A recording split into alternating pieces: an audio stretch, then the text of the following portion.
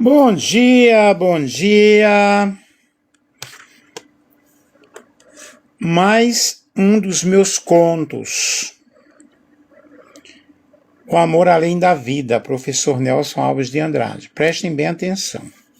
Adoro contos, adoro poesias. Tem algum escritor aí? Havia algo naquele olhar que o tempo não conseguia apagar. Elias nunca acreditou muito em eternidade. Para ele, tudo tinha começo, meio e fim. Como as estações, como os dias, como a própria vida, mas isso mudou no dia em que ele conheceu Helena. Ele não chegou fazendo barulho, não houve trovões, nem sinais no céu, foi simples. Um encontro comum numa tarde qualquer, mas havia algo diferente. Algo que não cabia em explicação lógica. Como se duas histórias que estavam separadas há muito tempo, finalmente tivessem se reencontrado. Helena carregava nos olhos uma paz que não era deste mundo. E Elias, mesmo sem entender, sentia que havia sido encontrado, não por acaso, mas por propósito. O amor deles cresceu sem pressa, como quem sabe que não precisa comer. Era profundo, silencioso, firme. Não era feito apenas de palavras bonitas, mas de esperança, cuidado e verdade. Mas a vida nem sempre respeita aquilo que é puro. O diagnóstico veio como um vento frio em um dia de sol. Helena estava doente. Olá, irmão José Toñanes, tudo bem? E não era algo simples. Elias lutou contra aquilo com todas as forças que tinha. Orou, chorou, buscou respostas. Tentou negociar com o céu. Ele que antes não acreditava em eternidade, agora implorava por mais tempo. Bom dia, senhor Dr. Fernando Veloso. Eu estou aqui falando sobre um conto que eu escrevi. Helena, porém, parecia enxergar algo além. O amor não termina com onde a vida acaba. Ela disse certa noite, segurando a mão dele, ele só muda de forma. Muito obrigado. De praia. Gosto muito de coisa florida, porque eu sou florido, a minha vida é colorida. O amor não termina onde a vida acaba. Ela disse certa noite, segurando a mão dele. Ele só muda de forma. Elias não queria aceitar aquilo. Para ele, amor era presença, era toque, era voz. Como poderia existir sem isso? Os dias passaram e o inevitável chegou. Naquele último momento, Helena sorriu. Não um sorriso de despedida, mas de quem sabia algo que Elias ainda não entendia. E então ela se foi. O mundo ficou silencioso demais. As cores perderam força, os dias se tornaram longos, a casa vazia e o coração pesado. Elias tentou seguir, mas algo dentro dele havia sido arrancado. Ele já não era o mesmo. E por muitas noites questionou tudo. A vida, Deus, o sentido, o amor. Até que numa madrugada algo aconteceu. Não foi um sonho comum. Ele estava em um lugar que não conhecia, mas que de alguma forma parecia familiar. Havia luz. Não uma luz forte, mas suave e acolhedora. E então ele a viu. Helena. Não como memória, não como imaginação. Vitor Vieira, bom dia. Ela estava ali viva, inteira, serena. E quando seus olhos se encontraram, Elias sentiu algo que não sentia desde que ela partiu. Paz. Eu te disse, ela falou com a mesma calma de sempre, o amor não acaba.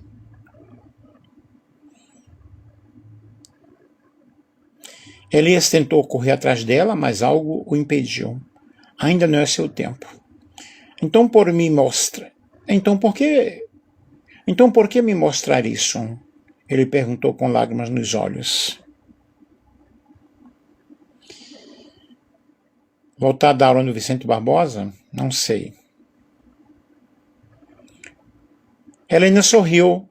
Para você viver. Viver? Sim, porque o amor que tivemos não foi para te prender à dor, mas para te ensinar a amar além da vida. Ela se aproximou e mesmo sem toque, Elias sentiu como se sua alma estivesse sendo abraçada. O amor verdadeiro não depende do corpo, ele nasce no espírito. E o que nasce no espírito não morre. Então tudo desapareceu. Elias acordou, mas algo havia mudado. A dor ainda existia, mas já não dominava. Havia esperança agora, havia sentido. Ele começou a viver de novo, não esquecendo Helena, mas honrando o amor que tiveram. Ajudando outras pessoas, levando consolo, falando sobre o amor que ultrapassa o tempo, a matéria, a própria morte.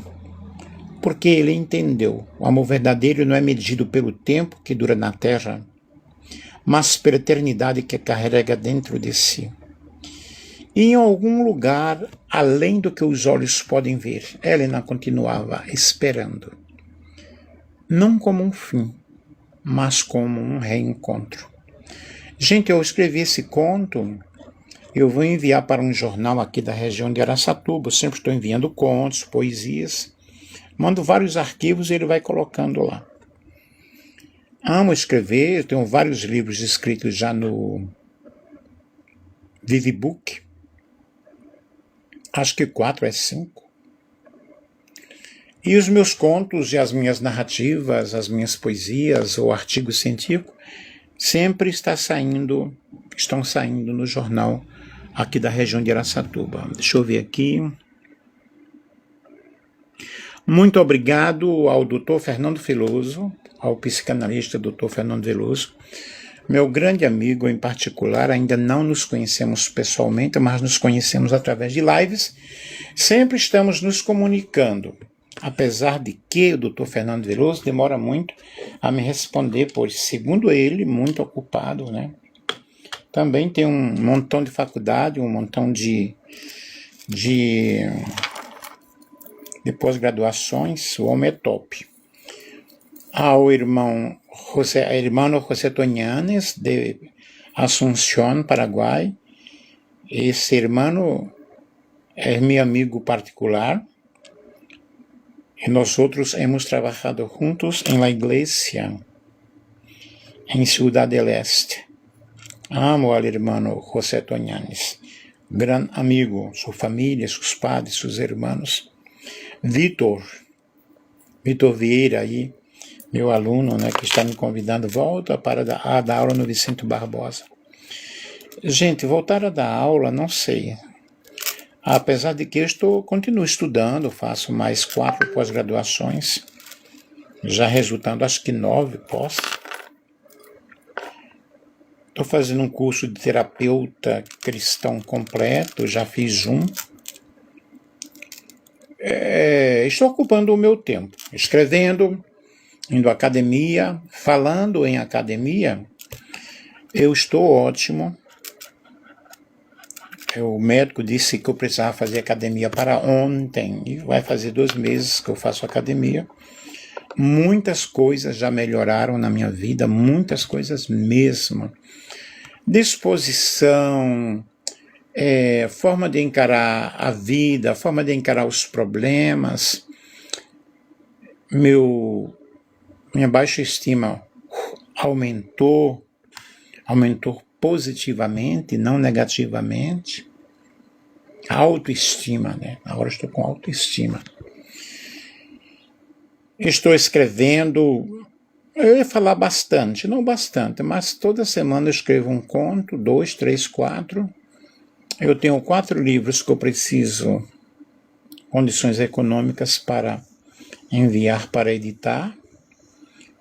São livros de contos, livros de poesia, são 2 livros de contos, acho que 2 de poesias, são 5 livros, e um livro de teor evangélico, pelo fato de que eu sou evangélico.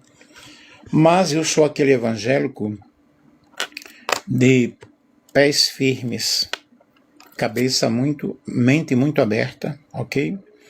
Não gosto de religiosidade, não gosto de costumes. É proibido isso, é proibido aquilo. Quem quiser me aceitar, amém. Quem não quiser me aceitar, fala igual a minha irmã, tchau para o louro, que eu quero viver a minha vida. Entendeu? Sem preconceitos. Regras todos nós temos, eu estou falando de determinadas regras. Não pode usar essa camisa, não pode usar um short, não pode usar uma camiseta regata, não pode usar uma bermuda.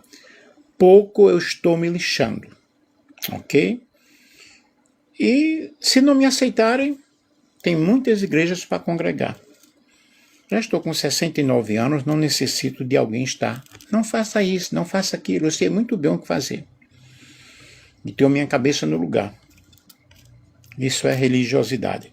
Bom, não sei por que eu entrei nesse assunto. Meu assunto aqui é contos, né? Muito bom falar sobre contos. E é maravilha aí. Eu, quando estava dando aula, dei muitas aulas. Os meus alunos escreveram muitos contos. Vou só falar rapidamente aqui para, evidentemente, todos que estão aí talvez não conheçam, né? Mas o conto é um gênero curto, focado em um único conflito, com poucos personagens, tempo e espaço delimitados, porque a narrativa ela tem uma estrutura que devemos seguir, né? Porém, o conto estrutura-se em introdução, desenvolvimento, clímax, que é o ponto de maior desafio, e desfecho. Diferente do romance, que visa um efeito de surpresa ou um impacto direto, sendo lido em uma única sessão, o conto, né? Porque ele é curto. A narrativa ela já envolve vários personagens. Porém, os principais elementos de um conto: narrador, quem conta a história em primeira ou em terceira pessoa. Eu estava indo por uma rua deserta, primeira pessoa, né? Ou ele, ou ela, né? Terceira pessoa. Personagens são poucos. O foco está na ação principal. Estou dando uma aula agora de língua portuguesa. O tempo breve, podendo ser um tempo cronológico e psicológico. O tempo cronológico é aquele mensurável, tá? Mensurável por horas, meses, dias, anos. Ou psicológico, que é aquele que passa-se na mente da pessoa. Por exemplo, houve um acidente na rua tal, e com a colisão, não sei o que, tá. Então, até aquele momento, por exemplo, que a pessoa é levada ao hospital, aquele transcurso, ali há um tempo psicológico, me entendem? Professor Fernando Veloso também é professor de língua portuguesa. Mas o senhor não dá aula de língua portuguesa, né, professor Fernando Veloso? O senhor dá aula de filosofia. O homem é forte, filósofo. Já dei aula de filosofia também, tá? Substituindo, e fui ótimo, de aula de história, de aula de geografia. Eu passei 1 ano dando aula de geografia, sem ser formado em geografia. Porém, estudava, preparava e ia. Bom, narrador, personagens, tempo, espaço, que é o local, cenário onde ocorre a narrativa, geralmente único. Esse local pode ser uma praça, uma casa, a lua, dentro de uma lâmpada, dentro de uma piscina, no banheiro, na cozinha. É o espaço onde acontece a história. O enredo, que é a sequência dos fatos, tem uma situação inicial, tem um conflito, um clímax e um desfecho, ok? Aí são os elementos de um conto, e você pode escrever um conto. Seguindo aí, ó, narrador, vou repetir. O professor repete bastante. Narrador, personagens, que pode ser personagem principal, personagem secundário. Mas no conto você tem poucos personagens, né? O espaço, o tempo, o enredo e o desfecho. A estrutura da narrativa, você tem uma situação inicial, a apresentação de cenário e personagens, a complicação, conflito, o problema que é a iniciação, o clímax, que é o momento de maior tensão, né? Chegando para o desfecho. E o desfecho, que é a resolução aí da situação. Tipos de contos.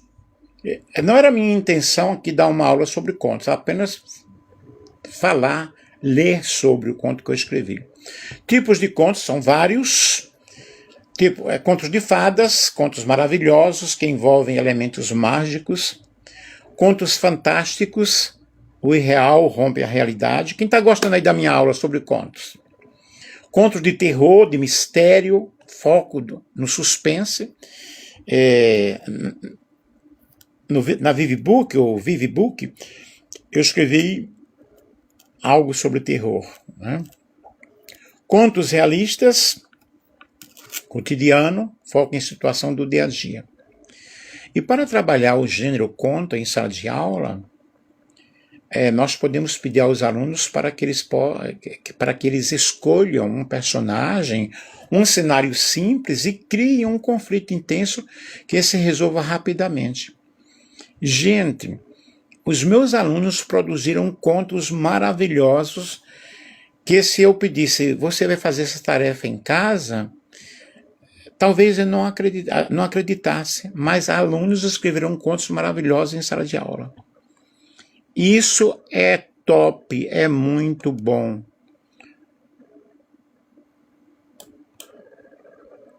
Eu sinto saudade das aulas, né? Das minhas aulas. Vocês gostavam de mim de maneira que entrou um aluno aí, o Vitor Vieira, dizendo: volta para o Vicente Barbosa, que era a escola que eu estava dando aula. Então, gente, o conto aí, terminando aqui a minha explicação, vou revisar isso aí. E daí, doutor Fernando Veloso, está gostando da minha aula sobre contos? O conto é um texto em que o narrador realmente conta uma história, né, que é desenvolvida em torno de um enredo. E há poucos personagens, que eu já falei, poucos locais, a história é breve, ok? E os vários tipos de contos, como eu já falei, contos populares, fantásticos, de humor, infantis, psicológicos, contos de fada, contos de mistério. E a estrutura, realmente, eu já falei para vocês aí, a estrutura desse gênero é composta por 4 partes: a apresentação do enredo, desenvolvimento dos acontecimentos, momento de tensão, clímax e solução, que é o desfecho. Alguns exemplos de contos escritos pelos maiores contistas brasileiros, que são vários, mas nós temos A Cartomante, de Machado de Assis, não sei se vocês já leram, O Gato Vaidoso, de Monteiro Lobato, Presépio, de Carlos Drummond de Andrade, Feliz Aniversário, de Clarice Lispector, trabalhei muito com esse texto, Feliz Aniversário, de Clarice Lispector, já falei, né? A Caçada, de Lígia Fagundes Telles, trabalhei muito com essa escritora, né? Em sala de aula. Contos de Verão, número 2, Bandeira Branca, de Fernando Veríssimo, também trabalhei muito com o escritor, né? Expliquei fatos, situações, usando o escritor Luiz Fernando Veríssimo. O Vampiro de Curitiba, de Dalton Trevisan, muitos contos, né? E o conto apresenta as características: espaço limitado, tempo marcado, presença do narrador, poucos personagens e um enredo. O espaço, já falei, que é o local onde acontece a história. Então, comece a escrever um conto aí. Você que quer ser escritor, comece escrevendo contos, que é o mais fácil. Ok? Que é o local onde há a delimitação da história. Rua, casa, praça, como eu já falei nesta live. O tempo cronológico fala sobre os dias normais, os meses e os anos. Vamos falar um pouquinho aqui sobre o narrador. A história do conto, ela é contada por um narrador, que pode ser narrador observador. Senhor Fernando Veloso não vai falar mais nada, apenas vai curtir. Narrador observador, que é aquele que conhece a história, mas não participa dela. O narrador personagem, aquele que, além de narrar a história, também é um dos personagens. O narrador onisciente é aquele que conhece a história e todos os personagens envolvidos nela. Personagens. O conto, ele contém poucos personagens. Como é um texto breve, curto, né? Não é possível você envolver muitos personagens na história. E os personagens podem ser principais e secundários. O personagem principal é aquele que destaca-se, né, no conto. O enredo apresenta sempre um enredo, que é um problema ou situação que dá origem aos acontecimentos da história. Linear, quando os fatos seguem uma sequência lógica, ou seja, apresentação, desenvolvimento, momento de tensão, clímax e solução do desfecho. Não linear, quando os fatos não seguem uma sequência lógica, ou seja, em vez de começar pela apresentação do problema ou da situação, pode começar pela sua resolução, e os acontecimentos são narrados ao longo do conto. Tranquilo? Tipos de contos, eu já falei, mas nós temos os contos realistas, os que narram situações realistas não imagináveis, contos populares, que são vários, os que narram histórias transmitidas de uma geração para outra, que antes eram passados oralmente, mas nós temos vários livros sobre os contos populares. Contos fantásticos, aqueles em que narram histórias que apresentam mistura da realidade com ficção e confundem os leitores com acontecimentos absurdos, né? Contos de terror, amo, adoro. Os meus alunos gostavam, né? Quando eu falo gostavam, porque eu dava aulas, né? Os que narram histórias cheias de mistério, suspense e medo. Conto de humor. Os que narram histórias que têm como objetivo divertir o leitor. São contos engraçados. Contos infantis, os que narram histórias para crianças e que têm a intenção de transmitir uma lição moral. Contos psicológicos, os que narram histórias que envolvem lembranças e sentimentos e têm a intenção de levar o leitor a refletir. Contos de fadas, sextos anos, nós trabalhamos muito contos de fadas, né? Os que narram histórias que envolvem príncipes, princesas, e se desenvolvem em torno de um acontecimento trágico, mas que tem um final feliz. Temos os minicontos, ou microcontos, ou manocontos, que são subcategorias do conto, chamados de contos minimalistas. Eles são bem menores que o conto, uma vez que eles podem ocupar a meia página do livro, uma página, ou um formato de linhas, né? Ou formado por poucas linhas. Mesmo que eles não compartilhem a estrutura básica dos contos, mas ele é um texto, também um conto pequeno, ok? Sobretudo após o movimento modernista, porque dentro da literatura nós temos vários movimentos literários. Amo literatura, gente. Gente, eu amo literatura. Inclusive, eu estou fazendo uma pós, quer dizer, já terminei, apenas estou pagando para receber, terminado de pagar, faltam acho que 3 meses por aí, para receber a minha especialização em pós em língua portuguesa e literatura brasileira. Amo literatura. E o conto, a estrutura do conto é uma fachada bem objetiva, tá? Introdução, que é o momento inicial, há uma breve ambientação do espaço, o tempo, os personagens e o enredo, o desenvolvimento, e aqui você vai observar os acontecimentos da história, relacionados com o problema, a situação que foi apresentada na introdução e o clímax, que é quando acontece o momento de maior tensão da história, levando para o desfecho, ok? Agora eu vou ler aqui um exemplo de conto, trecho do conto Missa do Galo de Machado de Assis. Fica ligadinho aí. E daí, estão gostando da minha aula sobre contos? Que eu, no início, apenas li um conto que eu escrevi, mas aí eu resolvi falar sobre o conto. Quem sabe alguém aí pode tornar-se um escritor e comece por contos. Qualquer coisa pode me procurar no privado que eu vou te orientar, vou te ajudar. Não vou cobrar nada sobre isso, não. Trecho do conto Missa do Galo de Machado de Assis. Nunca pude entender a conversação que tive com uma senhora há muitos anos. Contava eu 17, ela 30. Era noite de Natal. Havendo ajustado com o vizinho irmos à Missa do Galo, preferi não dormir. Combinei que eu iria acordá-lo à meia-noite. A casa em que estava hospedado, vou observando aí o ambiente, o espaço, tá? A casa em que eu estava hospedado era a do escrivão Menezes, que fora casado em primeiras núpcias com uma de minhas primas, a segunda mulher, Conceição, e a mãe desta acolheram-se bem quando vindo de Mangaratiba para o Rio de Janeiro, meses antes a estudar preparatórios.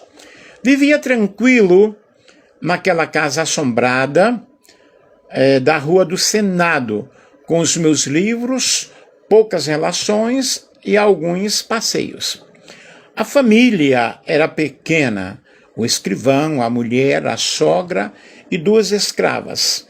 Costumes velhos. Às 10 horas da noite toda a gente estava nos quartos. Às 10h30 a casa dormia. Nunca tinha ido ao teatro. E mais de uma vez ouvindo dizer aos Menezes que ia ao teatro. Pedi-lhe que me levasse consigo. Nessas ocasiões, a sogra fazia uma careta e as escravas riam a socapa. Ele não respondia, vestia-se, saía e só tornava na manhã seguinte.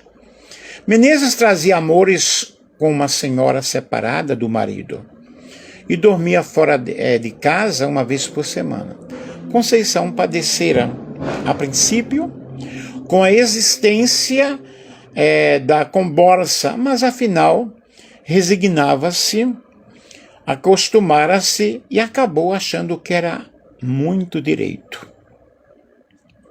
Uau, o pessoal aí tá mandando um coraçãozinho, né? Boa Conceição, chamavam-lhe a santa, e fazia jus ao título. Tão facilmente suportava os esquecimentos do marido. Em verdade, era um temperamento moderado, sem extremos, nem grandes lágrimas, nem grandes risos. No capítulo de que trato, dava para maometana. Aceitaria um harém com as aparências salvas. Deus me perdoe se a julgo mal. Tudo nela estava atenuado e passivo. O próprio rosto era mediano, nem bonito nem feio. Era o que chamamos uma pessoa simpática. Não dizia mal de ninguém, perdoava tudo, não sabia odiar, pode ser até que não soubesse amar. Naquela noite de Natal, foi o escrivão ao teatro. Era pelos anos de 1861 ou 1862. 1862. Eu já devia estar em Mangaratiba, em férias, mas fiquei até o Natal para ver a missa do Galo da Corte, do Galo na Corte. A família recolheu-se à hora do costume, eu meti-me na sala de frente, vestido e pronto. Dali passaria ao corredor de entrada e sairia sem acordar ninguém. Tinha 3 chaves à porta. Uma estava com o escrivão, e eu levava a outra e a terceira ficava em casa. Mas, senhor Nogueira, que fará você todo esse tempo? Perguntou-me a mãe de Conceição. Leio, dona Inácia. Tinha comigo um romance, Os Três Mosqueteiros, velha tradução, creio, do Jornal do Comércio. Sentei-me à mesa que havia no centro da sala e à luz de um candeeiro de querosene. Enquanto a casa dormia, trepei ainda uma vez ao cavalo magro de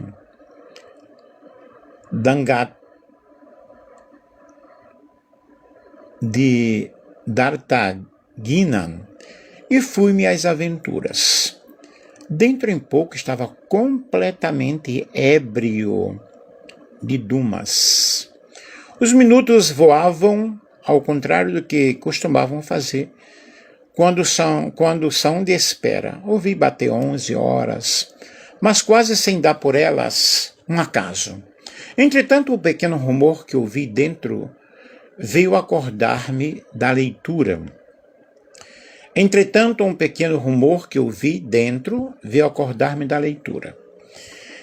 Eram uns passos no corredor que ia da sala de visitas à de jantar. Levantei a cabeça e logo depois vi assombrar a porta da sala o vulto de Conceição. Ainda não foi? Perguntou ela. Não fui, parece que ainda não é meia-noite. Que paciência. Aí este conto aí, né? Gente, deixa eu ler aqui também que esse texto eu trabalhei muito em sala de aula de Clarice Lispector, trecho do conto Felicidade Clandestina, apenas um trecho, ok? Obrigado vocês aí, a todos vocês que estão me seguindo. Eu vou ler aqui o último trecho do conto Felicidade Clandestina. Ela era gorda, baixa, sardenta e de cabelos excessivamente crespos, meio arruivados. Tinha um busto enorme, enquanto nós todos ainda éramos achatadas. Como se não bastasse, enchia os 2 bolsos da blusa por cima do busto com balas. Mas possuía o que qualquer criança devoradora de histórias gostaria de ler. Um pai dono de livraria. Pouco aproveitava, e nós menos ainda. Até para aniversário, em vez de pelo menos um livrinho barato. Ela nos entregava em mãos um cartão postal da loja do pai. Ainda por cima era a paisagem do Recife mesmo, onde morávamos, com suas pontes mais do que vistas. Atrás escrevia com letra bordadíssimas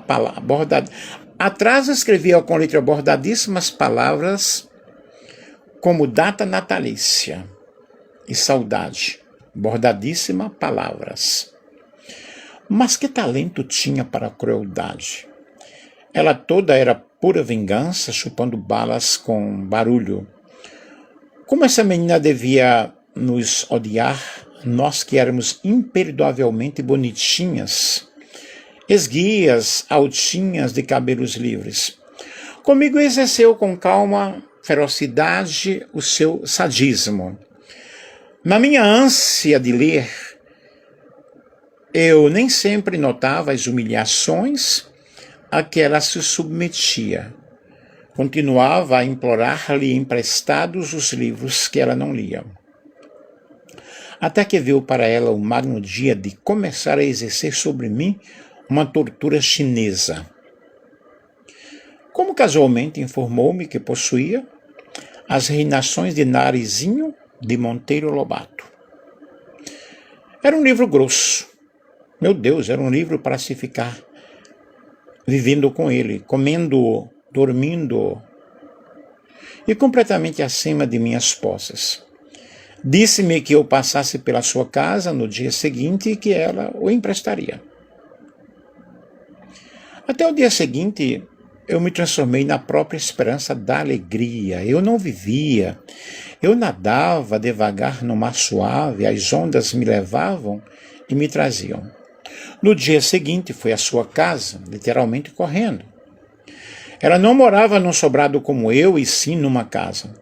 Não me mandou entrar. Olhando bem para os meus olhos, disse-me que havia emprestado o livro a outra menina e que eu voltasse no dia seguinte para buscá-lo. Boquiaberta, saí devagar, mas em breve esperança de novo me tornar toda, e eu recomeçava na rua a andar pulando, que era o meu modo estranho de andar pelas ruas de Recife. Dessa vez nem caí. Guiava-me a promessa do livro. O dia seguinte viria, os dias seguintes seriam mais tarde a minha vida inteira. O amor pelo mundo me esperava. Andei pulando pelas ruas como sempre e não caí nenhuma vez. Mas não ficou simplesmente nisso. O plano secreto da filha do dono da livraria era tranquilo e diabólico. No dia seguinte, lá estava eu à porta de sua casa, com um sorriso e o coração batendo, para ouvir a resposta calma. O livro ainda não estava em seu poder, que eu voltasse no dia seguinte. Mal sabia eu, como mais tarde, no decorrer da vida, o drama do dia seguinte. Como ela ia se repetir, com meu coração batendo. E assim continuou. Quanto tempo? Não sei. Eu sabia que era tempo indefinido enquanto fiel, ou seja, enquanto o fel não escorresse todo de seu corpo grosso. Eu já começava a adivinhar que ela me escolhera para eu sofrer. Às vezes adivinho.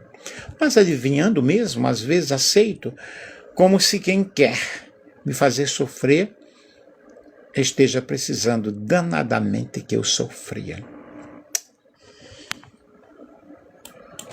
Ótimo conto, hein? Top. Que vocês baixem e leiam. Isso é maravilhoso, isso é muito, muito, muito bom. Ok?